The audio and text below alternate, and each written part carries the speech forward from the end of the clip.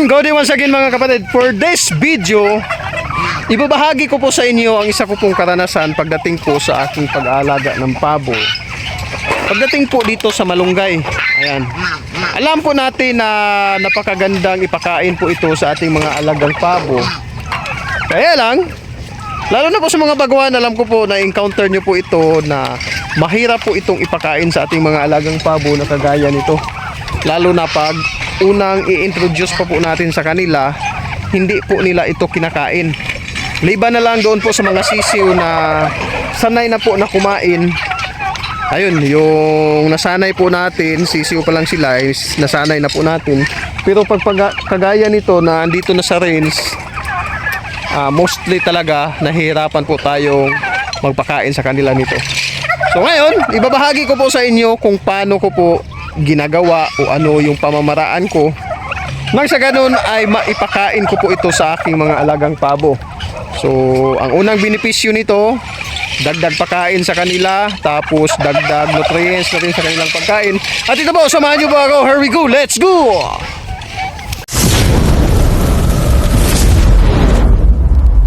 Ayan, kung nakikita nyo mga kapatid, itong malunggay is time consuming po ito. Kung napapansin nyo po, kung kumakain po kayo ng gulay dito sa amin, mas kilala, Utan Bisaya, matagal po itong himayin. Kumbaga, ialis natin sa kaniyang tangkay yung kaniyang mga dahon. So, time consuming po siya. At pagagawin natin yan sa ating mga alagang pabo, kagaya nito, ialis natin itong kanyang pinakasanga, apalwa, sa kanyang dahon, matagal po. At pag mamadaliin naman natin, pag hindi natin masyadong hihimayin, hindi rin kakainin ng ating alagang pabo.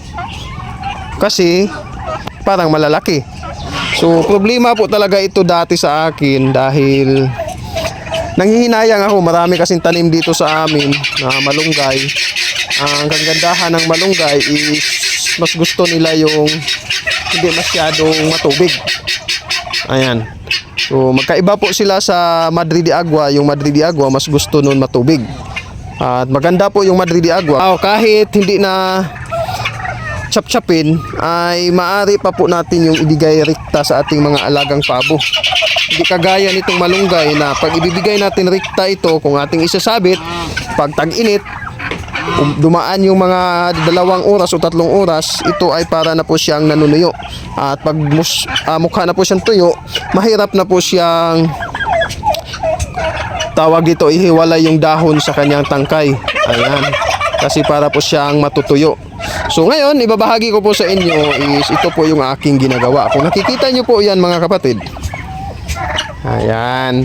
So ginagawan ko po ito ng paraan sa pamamagitan ng paggiling.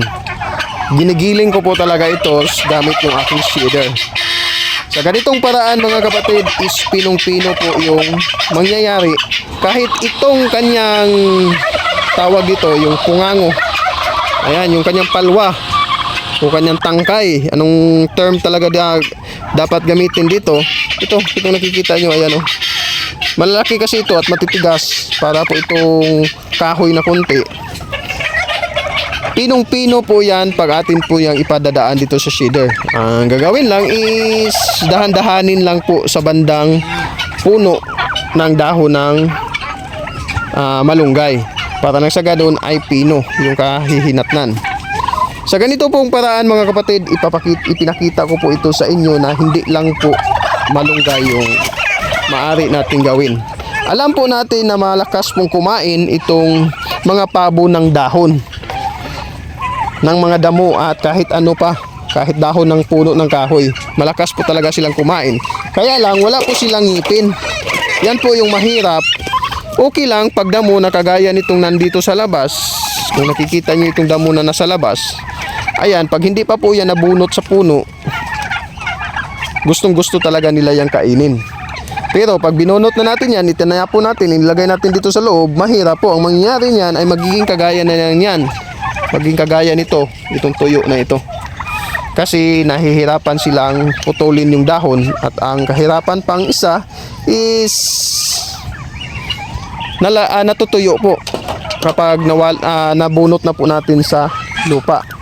So sa pamamagitan ng shedder mga kapatid, masasabi ko po talaga itong shedder ko po is power tools ko po ito sa aking pagpapabo. Kahit ano lang po yung aking ipinapasok dito mga kapatid, kahit kalabasa, lantang, yung carrots, mga balat ng carrots, halo-halo na po talaga mga kapatid. Kung ano po yung available na makikita ko po is ipinadaan ko lang dito. Ang mangyayari is, ayun pinong-pino, tapos malambot. Ayun, napakalaking bagay po. So, hindi ko po ito hindi ko po ito sinasabi sa inyo para bumili po kayo ng ganito. Dahil may kamahalan rin ito ng konti mga kapatid. Kung hindi pa kaya, iswag muna. Pero pag gusto nyo po talaga na makatipid po kayo sa pagkain ninyong mga alagang pabo, isa po itong paraan kasi mapapadali yung ating gagawin. Yung hindi nila kinakain, once na pag mix na po natin yan, na pag mikos na natin yan sa loob ng drum, na halo-halo na natin, ipagpalagay na lang natin yung mga sangkap na ginagamit ko dito, bagaso, sapal ng taho, na pag mikos na natin yan, ayan, napakagandang pakain na po yan sa ating mga alagang pabo. Pwede na po tayong hindi gumamit ng feeds kapag marami po tayong sangkap na pinaghalo-halo. Ayun nga, inuulit ko po, yan po yung aking paraan para maipakain ko po itong malunggay. Ayan. Ayun po mga kapatid, sana po nagustuhan at nakakuha po kayo ng kaunting idea mga kapatid. Ibinahagi ko po ito sa inyo dahil alam ko po marami na po sa atin ang dumadaing na po sa sobrang mahal ng pagkain na ating nabibili. Lalo na po yung feeds na atin pong pinapakain sa ating mga alagang pabo is sobrang mahal na po. So dito po sa akin ngayon sa larangan ng aking pagpapabo, mostly po sa mga sisiw lamang po ako gumagamit ng pagkain na feeds sa aking mga alagang pabo. Pero kagaya nito, itong mga malalaki na po ng konti, ayan, yun na lamang pong pinagmikos-mikos ko po ng mga sangkap o pinaghalo-halo. Isa na po itong malunggay. Minsan, nauubusan ako ng malunggay. Ayun, yung mga patapon na gulay, lantang prutas sa palengke na pwede nating hingin, yun po yung aking mostly na ginagamit at pinanghalo-halo na pakain sa aking mga alagang pabo. Sana po mga kapatid, nagustuhan nyo po ito at nakakuha po kayo ng kaunting idea sa larangan ng pagpapakain ng ating mga alagang pabo. So kung nagustuhan nyo po ito mga kapatid, huwag nyo po sanang kalimutang mag-like. Kung pwede na rin i-share ninyo sa inyong kababayan na may alaga po na nahihirapan po sila pagdating po sa pakain ng kanilang mga alagang pabo. Hanggang dito na lang mga kapatid, lagi nyo pong tandaan, ang paggawa ng mabuti ay di magbubunga ng masama. See you on my next vlog. Bye-bye!